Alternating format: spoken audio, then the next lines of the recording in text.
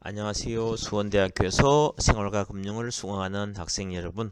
자, 이번 주 14주의 마지막 수업 시간입니다.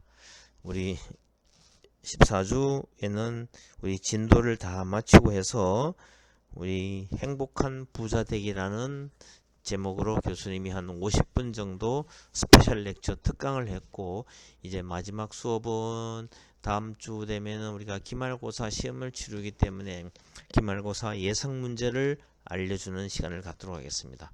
우리 후반부에 생활과 금융이라는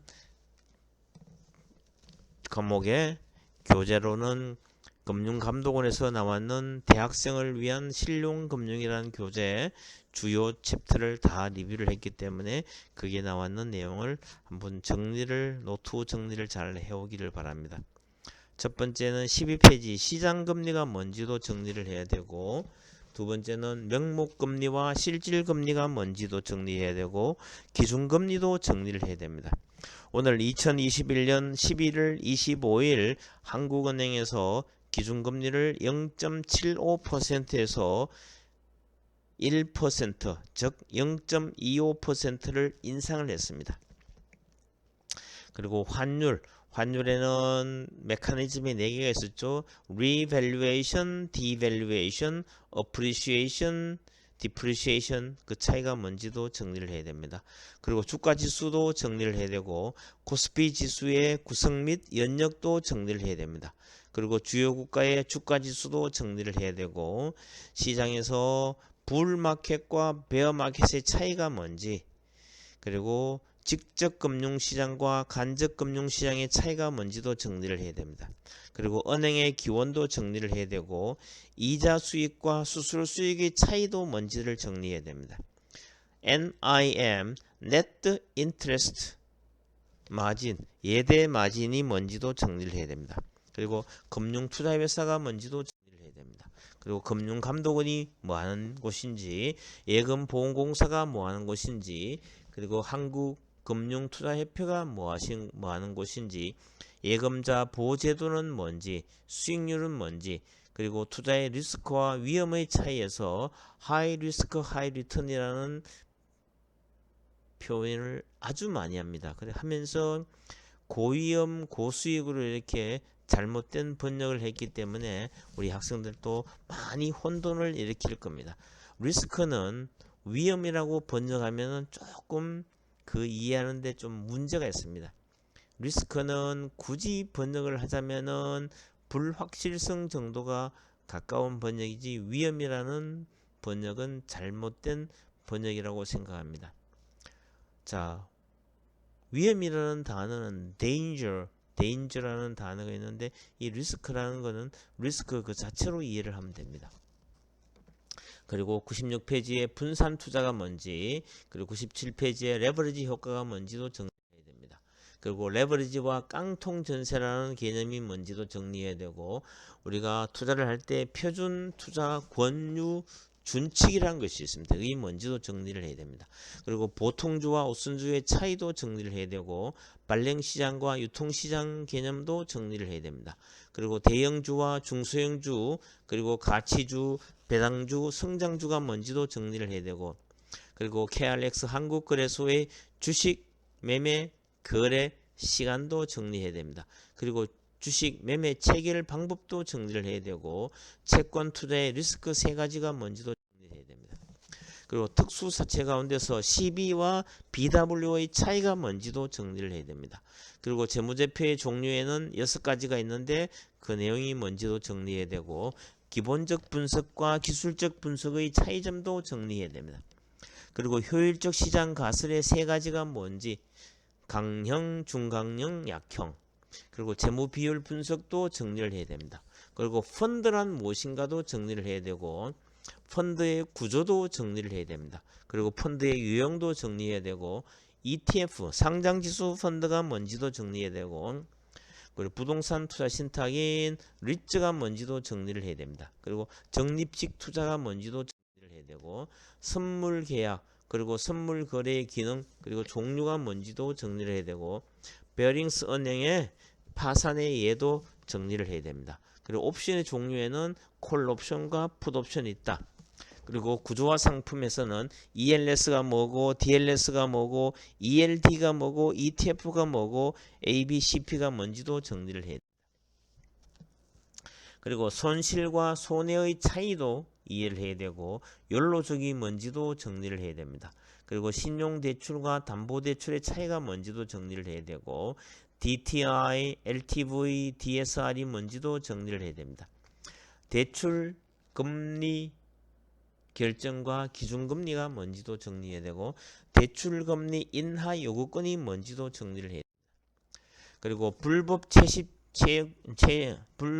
채권 추심에 대한 대응 10가지 방법도 정리를 해야 됩니다. 그리고 재무설계란 무엇인가도 정리를 해야 되고 재무설계에서 스마트 원칙이 뭔지도 정리해야 됩니다. 그리고 100 빼기 나이 법칙이 있습니다. 이 내용은 뭐냐면은 리스크가 있는데 투자하는 비중을 나타내는데 50대 사람이라면 100에서 50을 빼면 50% 정도는 리스키한 데 투자를 해도 큰 무리가 없습니다. 80연세의 분은 100에서 80을 빼면 20% 정도는 리스크가 있는데 해도 됩니다. 젊은이들은 20대 청년들은 100에서 20을 빼면 80이 나오기 때문에 80% 정도는 리스크 있는데 해도 됩니다. 그리고 교수님의 특강 중에서 유대인들은 남성은 몇 세에 성인식을 하고 이때 받는 선물에 3가지가 있는데 이는 뭐뭐이다. 그리고 유대인의 토론 중심의 경제교육을 하브루타라고 하며 토론 논쟁지물로는 탈무드라는 책을 주로 사용한다. 이스라엘의 벤처 캐피털 펀드를 요즈마 펀드라고 한다. 이런 것도 알아야 됩니다. 그리고 중간고사 치기 직전에 우리가 교수님과 같이 공부했는 재무비율 15가지 계산 문제를 15문제를 다 출제를 했습니다. 그리고 실제로 우리나라에 상장되는 상장 기업의 재무 데이터를 그대로 가져왔습니다. 그리고 본인 이름으로 삼행시를 짓기도 준비를 해야 됩니다. 그리고 야급풀이도 했습니다. 야급풀이 예상 문제는 KRX, RP, CD, CP, FX, CB, BW, HTS, MMF, ETF, ETN, ELS, IB, FSS, 코스피, 코스닥, YTM, BP, 코비드-19, AICBM 이런 것도 준비를 해야 됩니다. FOMC, 코스피, MTS, EB, ETF, DTI, LTV, DSR, NIM, CD, ELS, YTM, DJIA, IMF, BP는 채권 시장에서의 BP입니다. 베이시스 포인트인데 1%는 100 베이시스 포인트라고 끝이 다 적어줘야 됩니다. MPS, FR, 코픽스, AICBM, ICT 이런 약을 반드시 정리를 해와야 됩니다. 자, 이상으로 우리 예상 문제를 다 리뷰를 해줬기 때문에 이 예상 문제를 노트에 정리를 잘 해와서 이 부분 문제는 야금 문제를 한 10문제 정도 출제했고 그리고 계산 문제는 15문제가 다 나옵니다. 다 나오고 그 다음에 풀이하는 문제로서는 한 15문제가 나오기 때문에 딱 60분 안에 모든 문제를 다 풀어야 됩니다. 그죠? 풀고 자, 요번 기말고사는 우리 학생들이 훨씬 더 한 80% 정도가 비대면 시험을 원해 가지고 비대면 시험으로 진행을 합니다. 자, 우리 수업 시간이 10시 30분이기 때문에 10시 30분부터 11시 30분까지 딱 1시간의 시간을 주어줍니다. 주어주면은 여러분들 그 시간에 시험 시작 5분 전에 우리 단톡방에 예상 문제를 올리겠습니다. 그 예상 문제를 보고 여러분들 PC로 아래 한글이나 워드로 딱 2페이지로 모범 답안을 적어서 교수님 이메일로 11시 30분에 끝나면 11시 10분간 11시 40분까지 제출한 사람에 한해서 정상적으로 시험을 치는 수강생으로 인정합니다. 40분 넘으면은 답안지 받는 것을 거부합니다. 그래서 딱 60분 동안에 주어진 시간에 답안지를 PC 작업을 해서 자, A번 문제는 야금 문제가 10문제가 나오기 때문에 예를 들면 IMF가 나오면 International Monetary Fund라고 약의 원어를 쓰고 국제통화기금 이렇게 답을 적어야 됩니다. 그리고 계산 문제는 15문제인데 구하는 식도 숫자로 뭐 나누기 뭐 하고 뭐 어떻게 했는지 곱하기 해서 반드시 식을 다 적은 답을 15문제를 다 풀어야 됩니다. 그리고 간단한 서술형 문제는 한 15문제인데 그거는 한 두 줄 내지 세 줄 아주 간략하게 키워드만 서술을 하는 문제를 하고, 마지막 문제는 본인 이름으로 삼행시를 적는 문제입니다. 중간고사 때 답안지와 똑같은 답은 무효로 처리합니다. 보너스 1점이기 때문에 이것도 대단히 큽니다. 그죠? 그렇기 때문에 우리 수강생들 열심히 공부하셔가지고 모든 학생들이 좋은 결과를 얻기를 기대하면서 14주 모든 강의를 마칩니다. 그리고 다음 주 15주째는 우리가 기말고사 시험을 치르는 주기 때문에 시험만 1시간 치면은 모든 강의는 다 종집을 맺는 겁니다. 자, 이상으로 우리 학생들과 함께 14주 동안 긴 여정을 달려왔습니다. 그죠? 생활과 금융에서 여러분들이 금융은 뭐냐 하면 경제의 피라고 볼 수 있는 겁니다. 여러분들 혹시나 교수님 강의를 통해서 어느 정도로 지식과 상식이 풍부해졌는지 교수님은 알 수가 없습니다. 여러분 자신이 수강하기 전과 수강 후를 비교를 해보면은 여러분들이 얼마만큼 실력이 늘어났는지를 알 수가 있을 겁니다. 그죠? 하여튼 우리 수강생들과 함께 참 대면 수업을 못해서 아쉽기는 하지만 어쩔 수 없는 코비드-19 상황하기 때문에 교수님도 이해를 하면서 가장 아쉬웠던 것은 외부 전문가의 특강도 실시를 못하고 그리고 모의 투자도 못하고 되게 아쉬운 점이 되게 많았습니다. 그래서 혹시나 우리 수강생들 가운데서 성적이 되게 안 좋거나 한 번 더 공부를 하고 싶은 수강생이 있으면은 교수님이 똑같은 생활과 금융이라는 과목을 우리 계절학기, 겨울 계절학기에도 강의를 하기 때문에 혹시나 성적이 좋지 않으면은 한 번 더 수강 신청해서 점수를 업그레이드 시키는 작업도 나쁘지는 않다고 생각합니다.